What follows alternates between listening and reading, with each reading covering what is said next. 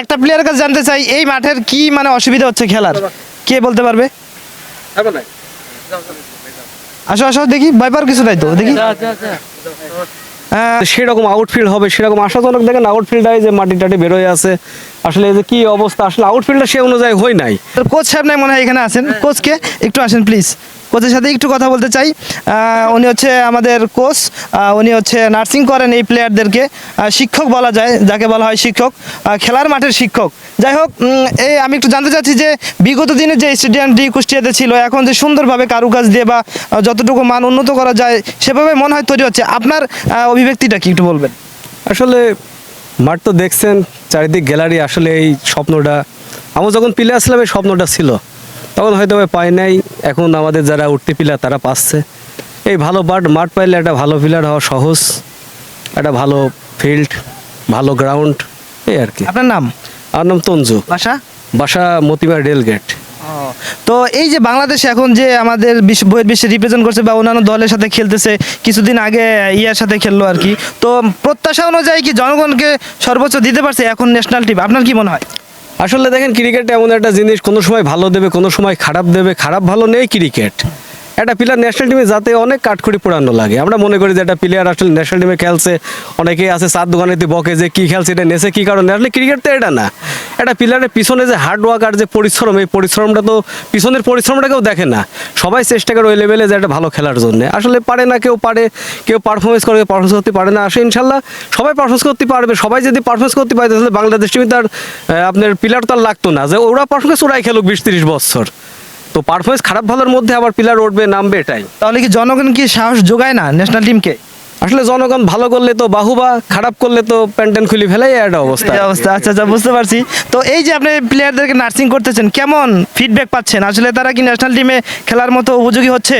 অবশ্যই তারা ন্যাশনাল টিমে অবশ্যই খেলার মতো উপযোগী হচ্ছে। আসলে আমাদের ঢাকা যে ন্যাশনাল টিমের যে পাইপ লাইনটা বলে, আমাদের প্রথম ধাপ কোয়ালিফাইং, ঢাকা কোয়ালিফাইং লিগ, তারপর 3rd ডিভিশন, তারপর 2nd ডিভিশন, তারপর 1st ডিভিশন, তারপর প্রিমিয়ার লিগ, তারপর বিপিএল, তারপর ন্যাশনাল টিম। আমাদের অনেকে এখানে আছে যে এবারে একটা ঢাকা লিগ খেলবে, সে 4 জন্য আসলে স্বপ্নটা 1 ধাপ তো ন্যাশনাল টিমে চলেই গেছে, আর 3 ধাপ খেলতে পারলে আসলে ওই লেভেলে চলে যাবে। ন্যাশনাল টিমের কাছাকাছি পাইপ লাইন আর কি তৈরি আছে। আচ্ছা, এই যে স্টেডিয়ামে নতুন কিছু সংযোজন করা লাগবে, এমন কোনো মেসেজ আপনি সরকারকে দিতে চান, বলতে পারেন? হ্যাঁ, আমাদের আসলে যে আউটফিল্ডটা আসলে হওয়ার আগে যে শুনেছিলাম যে আউটফিল্ডটা মানে সেরকম আউটফিল্ড হবে সেরকম আশাজনক দেখেন, আউটফিল্ডায় যে মাটি টাটি বেরোয় আছে, আসলে এই যে কি অবস্থা, আসলে আউটফিল্ডটা সে অনুযায়ী হয় নাই। মনে হচ্ছে যে যারা কাজ করছে তাদের ইচ্ছা মতো কাজ করে তাড়াতাড়ি মানে চলে যাইতে পারলেই বাঁচে। আউটফিল্ড দেখেন এখন তো সমান নেই, কোন জায়গায় উঁচা, কোনো জায়গায় নিচ। আসলে আউটফিল্ডটা তো আমাদের সেরকম আউটফিল্ড হওয়ার কথা ছিল। আসলে আউটফিল্ডটা মানে ভাট ঢালি খাওয়া যাবে এক কথা। আর ঘাসটা যে লাগাইছে দেখেন, ঘাসটা শিকড়, ওইটা তো আসলে ঘাস তো মাঠে এটা হয় না, এই ঘাস লাগানো ঘাস। আসলে এটা একটু যদি দেখভাল যদি করতে পারতো আসলে আউটফিল্ড আরো ভালো হইতো। দর্শক, আমরা যতটুকু জানতে পারলাম এখনো কিছু ত্রুটি রয়েছে এই মাঠের, ফিল্ডটা লেভেল হয় নাই এবং অনেক কাজ কিন্তু আসলে স্বয়ংসম্পূর্ণ করা হয় নাই। আমরা একটা প্লেয়ারের কাছে জানতে চাই এই মাঠের কি মানে অসুবিধা হচ্ছে খেলার, কে বলতে পারবে? আসো আসো দেখি, ভয় পাওয়ার কিছু নাই তো, দেখি। আমরা আরেকটা প্লেয়ারের সাথে একটু কথা বলতে চাই, মাঠে কি সমস্যা হচ্ছে এখন খেলায়, আসলে কি আরো ডেভেলপ করা দরকার? আসলে মাঠের ক্ষেত্রে বলতে গেলে এই যে মাঠের যে পরিস্থিতি আছে, যেরকম মনে করেন যে একটা মাঠ হয় প্রকৃতিকভাবে সমান, কোনো উঁচু নিচু নাই, আর যে প্রাকৃতিক যে ঘাসটা থাকে এই ঘাসটা মনে করেন এই জায়গায় লাগানোর কথা হয়েছে এবং লাগাইছে, কিন্তু এই ঘাসটা প্রাকৃতিক ঘাস না। এটা কি ফাইনাল? এরপরে কি আর কোনো কাজ হবে না? আমাদের জানা মতে এইটাই শেষ, এরপর আর কোনো কিছু জানা যায় নাই।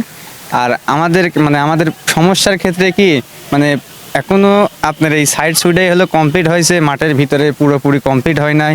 আপনারা মাঠের দিক তাকায় দেখতে পান, এক জায়গায় একদম হলো উঁচু আছে, এক জায়গায় আবার একদমই নাই, আর কিছু কিছু জায়গায় ঘাস থাকে, কিছু কিছু ঘাস থাকে না, এরকম পরিস্থিতি। দর্শক, আপনারা শুনতে পারলেন মাঠে অনেক ত্রুটি রয়েছে, প্লেয়ার এবং কোচও আমরা জানতে পারলাম তাদের মাধ্যমে।